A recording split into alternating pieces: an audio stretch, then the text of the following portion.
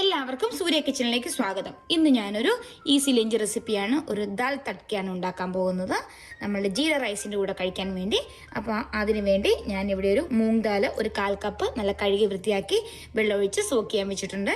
കൂടാതെ നമ്മളുടെ സാമ്പാർ പരിപ്പ് അതും അതുപോലെ തന്നെ 1/4 കപ്പ് വെള്ളമൊഴിച്ച് കുതിരാൻ വെച്ചിട്ടുണ്ട്, ഒരു 10 മിനിറ്റ്.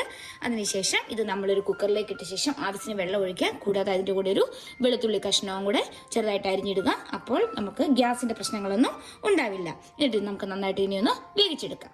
അടുത്തതായി ഞാനിവിടെ ഒരു ചട്ടി വെച്ചിട്ടുണ്ട്. അതിലേക്ക് കുറച്ച് ഓയിലും ഒഴിച്ചിട്ടുണ്ട്. നമ്മുടെ വെളിച്ചെണ്ണയല്ല, ഇത് കനോൾ ഓയിലാണ് ഞാനിവിടെ എടുത്തിരിക്കുന്നത്. വെളിച്ചെണ്ണ ഇതിന് അത്ര നല്ല ടേസ്റ്റ് ഉണ്ടാവില്ല. അതിലേക്ക് ഞാൻ അല്പം അരിഞ്ഞു വെച്ചിരിക്കുന്ന ഒരു അരമുറി സവാളയുണ്ട്, ഒരു 2 പച്ചമുളക്, കൂടാതെ അല്പം ഇഞ്ചി, ഇതെല്ലാം കൂടി ഇട്ട് കൊടുക്കുകയാണ്. ഇത് നമുക്ക് ഇട്ട് കൊടുത്ത് നന്നായിട്ടൊന്ന് വഴറ്റിയെടുക്കണം. അതിനുശേഷം ഇതിലേക്ക് അല്പം ഉപ്പും കൂടി ഇട്ട് കൊടുക്കുകയാണ്. ഈ സവാള പെട്ടെന്നൊക്കെ വഴറ്റി തന്നെ കിട്ടും ഉപ്പിട്ട് കൊടുക്കുമ്പോൾ. ഇനി ഇതിനെ നന്നായിട്ട് വഴറ്റിയെടുക്കുക. സവാള എല്ലാം വഴറ്റിയെടുക്കുന്ന സമയത്ത് നമുക്ക് ഇതിലേക്ക് കുറച്ച് പൊടികൾ ആവശ്യമുണ്ട്. അതിനകത്ത് ഒരു ബൗൾ വെച്ചിട്ടുണ്ട്. അതിലേക്ക് ഞാൻ 1 table spoon Kashmiri chilli powder, ഒരു 1/2 ടേബിൾ സ്പൂൺ മല്ലിപ്പൊടി, ഒരു 1/4 ടീസ്പൂൺ മഞ്ഞൾപ്പൊടി, 1 ടീസ്പൂൺ ഗരം മസാല, കൂടാതെ ഇതിലേക്ക് ഞാനൊരു 1/4 ടീസ്പൂൺ പെപ്പർ പൗഡർ കൂടി ഇടുകയാണ്. നല്ലൊരു ടേസ്റ്റ് കിട്ടും നമ്മുടെ പെപ്പർ പൗഡറൊക്കെ ആഡ് ചെയ്യുമ്പോൾ. ഇനി നമുക്ക് ഈ പൗഡർ നമ്മളുടെ സവാളയിലേക്ക് ഇട്ട് കൊടുക്കാം. ഇപ്പോഴിതാ നമ്മളുടെ സവാളയെല്ലാം അത്യാവശ്യം നന്നായിട്ട് വഴറ്റി വന്നിട്ടുണ്ട്, ചെറുതായിട്ട് കളർ മാറാൻ തുടങ്ങിയിട്ടുണ്ട്. ഈ സമയം ഞാൻ ഇതിലേക്ക് നമ്മൾ എടുത്തു വെച്ചിരിക്കുന്ന പൗഡർ ഇട്ട് കൊടുക്കുകയാണ്. അതിനുശേഷം നന്നായിട്ടൊന്ന് ഇളക്കി കൊടുക്കുക. തീ കുറച്ചിടണം. തീ കുറച്ചിട്ടില്ലെങ്കിൽ നമ്മളുടെ ഈ മസാല ഇട്ടേക്കുന്ന എല്ലാം കൂടെ കരിഞ്ഞു പോകും. വളരെ തീ കുറച്ച് ഇട്ട ശേഷം മാത്രം നമ്മൾ നന്നായിട്ട് ഇളക്കി കൊടുക്കുക. ഇപ്പോൾ ഇതാ നമ്മളുടെ മസാലയെല്ലാം നന്നായിട്ടൊന്ന് ചൂടായി വന്നിട്ടുണ്ട്. ഈ സമയം ഞാൻ ഇതിലേക്ക് ടൊമാറ്റോ ഇട്ട് കൊടുക്കുകയാണ്, 1 ടൊമാറ്റോ. അതിനുശേഷം നന്നായിട്ട് ഇളക്കി ഈ മസാലയും നമ്മളുടെ ഈ ടൊമാറ്റോ എല്ലാം കൂടെ നന്നായിട്ടൊന്ന് വെന്ത് മിക്സായി വരുന്ന വരെ നമ്മൾ ഇതിനെ ഒന്ന് വഴറ്റിയെടുക്കണം. ഇപ്പോൾ ഇതാ നമ്മളുടെ ടൊമാറ്റോയും നമ്മളുടെ മസാല എല്ലാം കൂടെ നന്നായിട്ട് മിക്സായി ടൊമാറ്റോയിലൊന്ന് വെന്ത് വന്നിട്ടുണ്ട്.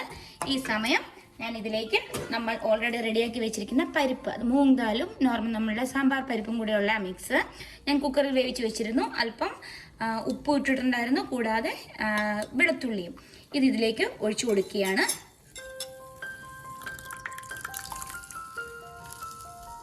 ഇതാ ഇപ്പം നമ്മളുടെ മസാലയും നമ്മളുടെ പരിപ്പും എല്ലാം കൂടെ നന്നായിട്ട് മിക്സ് ചെയ്തിട്ടുണ്ട്. ഇനി ഉപ്പൊക്കെ നോക്കുക. ഉപ്പ് കുറവാണെങ്കിൽ ഈ സമയം നമുക്ക് ആഡ് ചെയ്ത് കൊടുക്കാം.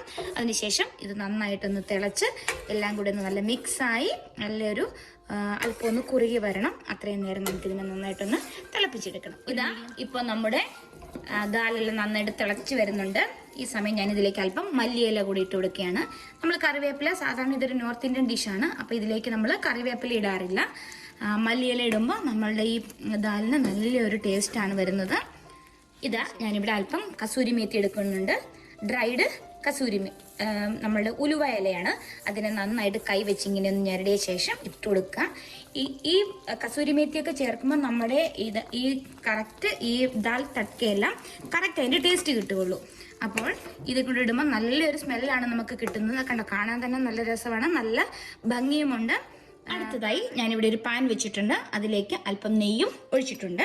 ഇപ്പം ഈ നെയ്യും ചൂടായിട്ടുണ്ട്. ഇതിലേക്ക് ഞാൻ ഒരല്പം ജീരകം ഇട്ട് കൊടുക്കുകയാണ്. ഈ ജീരകം ആണ് നമ്മുടെ ഈ കറിക്ക് നല്ല ടേസ്റ്റ് കൊടുക്കുന്നത്. ഇത് നന്നായിട്ട് ഒന്ന് മൂത്ത് വരുമ്പോഴേക്കും അതിലേക്ക് അല്പം മുളക് പൊടി ഇട്ട് കൊടുക്കുകയാണ്. അതായത് നമ്മുടെ കറിക്ക് നല്ലൊരു കളർ കിട്ടാൻ വേണ്ടിയാണ് ഇങ്ങനെ ഇട്ട് കൊടുക്കുന്നത്. അതിനുശേഷം ഇത് നന്നായിട്ട് ഒന്ന് ചുറ്റിച്ച ശേഷം ജീരകം പെട്ടെന്ന് തന്നെ മൂത്ത് വരും. ഞാൻ ഫ്ലെയിം ഓഫ് ചെയ്യുകയാണ്. ഇനി നമുക്കിത് കറിയിലേക്ക് ഒഴിച്ചു കൊടുക്കാം. ഇതാ ഞാൻ നമ്മളുടെ ഈ താളിച്ചത് ഇതിലേക്ക് നമ്മളുടെ കറിയിലേക്ക് ഒഴിച്ചു കൊടുക്കുകയാണ്. ആ ജീരകം മൂക്കുമ്പോൾ നല്ലൊരു സ്മെല്ലാണ് കിട്ടുന്നത്. കൂടാതെ ഇതുകൊണ്ട് ആ നെയ്യിലും ചെയ്യണം. ഇപ്പം നെയ്യ് അത്രയ്ക്ക് വേണ്ടാന്നുള്ളവർക്ക് അല്പം എണ്ണയും അല്പം നെയ്യും കൂടി ആക്കാം. പക്ഷേ ഈ നെയ്യിൽ ചെയ്യുമ്പോഴാണ് ഇതിൻ്റെ എക്സാക്റ്റ് ടേസ്റ്റ് നമുക്ക് കിട്ടുന്നത്. ഇപ്പോൾ നമ്മളുടെ ദാൽ തഡ്ക്ക ഇവിടെ റെഡി ആയിട്ടുണ്ട്. ജീര റൈസ് ഉണ്ടാക്കാൻ വേണ്ടി ഞാനിവിടെ ഒരു പാൻ വെച്ചിട്ടുണ്ട്. അതിലേക്ക് ഒരു ടീസ്പൂൺ ഓയിലും അതുപോലെ ഒരു 1/4 ടീസ്പൂൺ നെയ്യും കൂടെ ഒഴിച്ചിട്ടുണ്ട്. ഇപ്പോൾ അത് നന്നായിട്ട് ചൂടായിട്ടുണ്ട്. അതിലേക്ക് നമ്മൾ ജീര റൈസ് ആണല്ലോ, അപ്പം നമുക്ക് കുറച്ച് ജീരകം കൂടുതലിടണം. ഒരു 1/4 ടീസ്പൂൺ ജീരകം ഞാനിവിടെ ഇട്ട് കൊടുക്കുകയാണ്.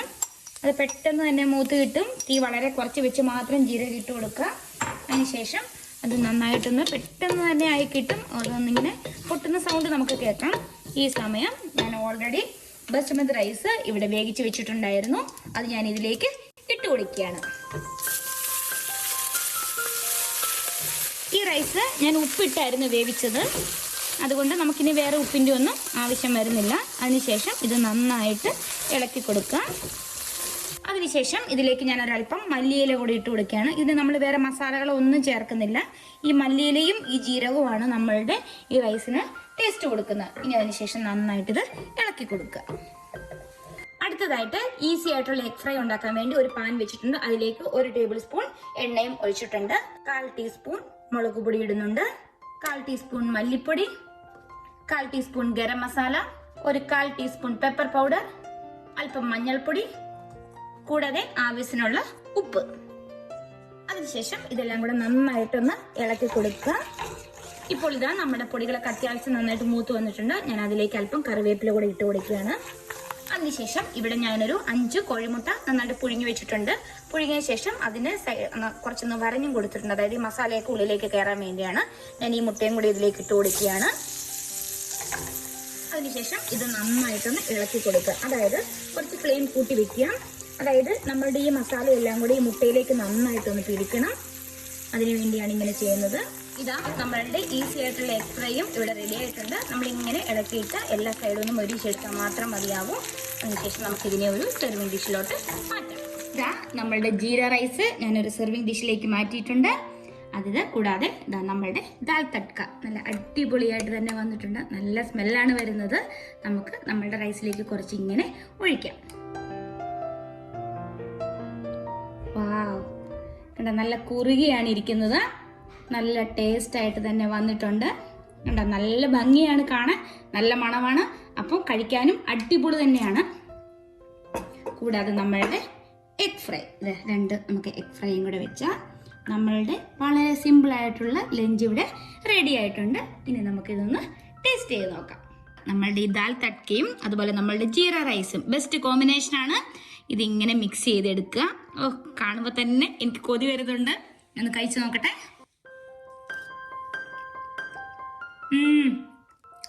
സൂപ്പർ ടേസ്റ്റാണ്. നല്ല അടിപൊളിയായിട്ട് തന്നെ വന്നിട്ടുണ്ട്. ആ ജീരകത്തിന്റെ ടേസ്റ്റും അതുപോലെ ആ ദാൽ തട്കയിൽ നമ്മൾ നെയ്യൊക്കെ ആഡ് ചെയ്തിട്ടുണ്ടായിരുന്നു. അതും എല്ലാം കൂടെ സൂപ്പർ കോമ്പിനേഷനാണ്. അതുപോലെ നമ്മളുടെ ഈസി ആയിട്ട് നമ്മൾ ഉണ്ടാക്കിയ എഗ്ഗ് നമുക്കതൊന്ന് മുറിച്ച് നോക്കാം. ഇതുകൊണ്ട് നല്ല അടിപൊളിയായിട്ട് തന്നെ വന്നിട്ടുണ്ട്. വളരെ ഈസിയാണ്. നമുക്ക് സവോളയൊന്നും വഴട്ടി അങ്ങനത്തെ ഒരു സമയവും കളയേണ്ട ആവശ്യമില്ല. ഇതുകൊണ്ട് മസാലയൊക്കെ പിടിച്ചിട്ടുണ്ട്. ഇതുകൊണ്ടൊന്ന് കഴിച്ചു നോക്കട്ടെ. ആ പുറത്തെ മസാലയ്ക്കൊക്കെ നല്ല ടേസ്റ്റ് ഉണ്ട്. നിങ്ങൾക്ക് എന്തായാലും ഇഷ്ടമാകും. ഇപ്പം മുട്ടയുടെ നോർമൽ കഴിക്കാൻ ഇഷ്ടമില്ലാത്തവർക്ക് ഇങ്ങനെ ഉണ്ടാക്കി കൊടുക്കുകയാണെങ്കിൽ പെട്ടെന്ന് തന്നെ ഉണ്ടാക്കിയെടുക്കാമല്ലോ. അപ്പോൾ ഈ റെസിപ്പി നിങ്ങളൊന്ന് ട്രൈ ചെയ്ത് നോക്കണം. അപ്പോൾ നിങ്ങളും ഇതുപോലെയൊക്കെ ഒന്ന് ഉണ്ടാക്കി നോക്കുക. വളരെ ടേസ്റ്റാണ്. ഞാൻ 100% ഗ്യാരണ്ടി തരുന്നു. ഒരു പ്രാവശ്യം ട്രൈ ചെയ്ത് നോക്കിയാൽ നിങ്ങൾ എന്തായാലും നിങ്ങൾക്ക് ഇഷ്ടമാകും. അപ്പോൾ ഇതുപോലത്തെ പുതിയ റെസിപ്പി ആയിട്ട് നമുക്ക് കാണാം. Thanks for watching.